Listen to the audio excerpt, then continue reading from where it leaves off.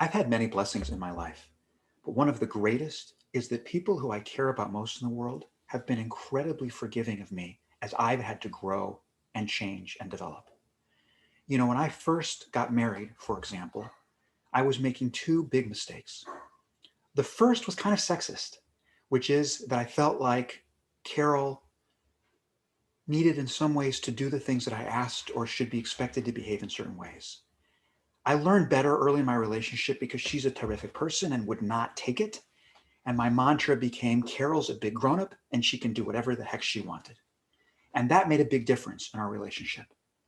But the second mistake that took me more than 20 years to learn is that Carol doesn't owe me anything. For a long time, like many of us, I felt like I expected or deserved a certain kind of treatment. I would do certain things for her, she would do certain things for me, and we sort of owed each other. And that created expectations that often, because Carol's a terrific and tremendous person, that she met, but sometimes that she quote unquote fell short of. And it took me 20 years to start to feel katonti mikola chasadim, that I am smaller than all of the great chesed that she offers me. In other words, it's just a blessing that she's in my life. She doesn't owe me anything. And when she's good to me and when she cares for me, which is almost all of the time, it is a terrific and amazing blessing that I simply need to appreciate and notice. And even more, in developing that awareness that took me 20 years, it changed our relationship to allow it to become even better and stronger so that she started caring for me more deeply because I recognize and appreciate the blessing of her care. This has been also true of my children. When I was a younger parent, I had certain expectations of how they were supposed to be and what they were supposed to look like. And I still wrestle with those expectations. And the more that I can accept that they are marvelous human beings, that I trust them and respect them, and I'm just grateful that they're in my life, the better and richer our relationship becomes. And this is true with friendships. This is true with my relationships at work also. When I have an expectation, that I've been working really hard and I've been doing all this stuff to manage COVID and making all these calls and in touch with people. And so that means everybody should notice and behave a certain way. That creates a litany of unfulfilled expectations. And by contrast, when I can draw my attention back and notice, katonti mikola chasadim, I am truly blessed and I receive such love and affirmation from a whole community. It is remarkable. Then I am affirmed in my relationship and the quality of that connection and of the work I'm able to do improves. I think this is one of the reasons I'm so drawn to the person of Jacob, because we watch Jacob go through growth in the course of his life. When he is a young man, he flees and he has his first individual spiritual encounter. He is there in the middle of nowhere, alone for the very first time. And I want you just to think for a moment when you've been alone, separated, where you've truly felt like there's no one else around. And notice that we're living in such a moment of isolation. When I talk to people who are quarantining by themselves, my heart goes out to them. I cannot imagine. And so Jacob is truly alone. And he has an incredible spiritual encounter. He experiences God and sees angels going up to heaven and coming back down to earth. And when he wakes up, he tries to express that connection. He tries to express the affirmation of God's presence in his life. He's felt so alone and he knows that God now is with him. But what comes out of his mouth is so spiritually immature. God, if you will protect me and feed me and make sure I'm safe, then you will be my God. He negotiates. And I want to suggest that many of us live in this place in our relationships and also with God. You've heard the phrase, there's no atheists in foxholes. That means when the heat's on, when we feel the pressure, we start negotiating with God. It's very difficult right now. And if only it becomes better and my loved one becomes healthy, then here's what I'll do. Or look at what a good person I am and all the wonderful things I contribute. Surely, God, you can look out for me.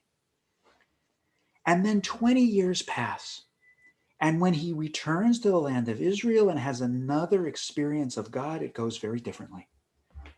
And the heat is on again. Esau is showing up. The last time he saw his brother, Esau was threatening to murder him. And now he's coming with 400 soldiers. And what happens is that Jacob says to God, Katonti mikola chasadim. I am smaller than all of the goodness that has happened in my life. I don't deserve this wonderful family and all the blessings and wealth that I've accumulated in my life. I am smaller than all of it, and I'm grateful to you, God, that I've received it at all. And even though I stand at a moment where I may be killed tomorrow, still katonti mikola chasadim. I am smaller than all of the chesed. I don't deserve it, but I am grateful for it. And I want to suggest to us that now, as we get close to Thanksgiving and then to Hanukkah, is a time to uncover that quality of appreciation and gratitude in our life. To go into it the mindset of not what do I deserve or what is owed to me, but that I am grateful for that which I receive. I don't deserve that people should treat me as well as they do. I don't deserve to have the kind of friends that I do, the kind of family that I do, the kind of life that I have. And yet, it is a great blessing in my life. Katonti mikola chasadim. We do not deserve that every day in the Bay Area should be sunny and beautiful and gorgeous. We become frustrated when the air becomes smoky or we have problems with the weather. And I want to suggest, katonti mikola chasadim. We don't deserve beautiful, clean air. What we deserve is nothing. And when it's beautiful and gorgeous like it was this day, I just want to appreciate the beauty, the clean air, and how wonderful it is to be outside in the midst of this stupendous fall season. So as you celebrate Thanksgiving and as you celebrate Hanukkah, I'd urge you to think, Katonti mikola chasadim. I am smaller than all the chesed that I've received. And I believe that our relationships will become enriched and deeper. That when we are able to let go of our ego needs and what we expect, which is so hard to do, then I think we will uncover tremendous love and compassion from the people who are around us. And I notice this almost every day. With one of my daughters, because we're too alike, I think, we sometimes have some tension and some difficulty. And in the last year or so, I've worked so hard, and she's worked so hard to just appreciate the goodness that we offer to each other. And she's done a better job than I have. And I see this in the way she interacts with me, that she thanks me for things that I've done for her as her father, that she notices and appreciates when I reach out or that I'm available to offer a listening ear. And it's transformed the way that we talk together. It's let us discuss new things. It's let us be more open. It's made our relationship deeper and more loving.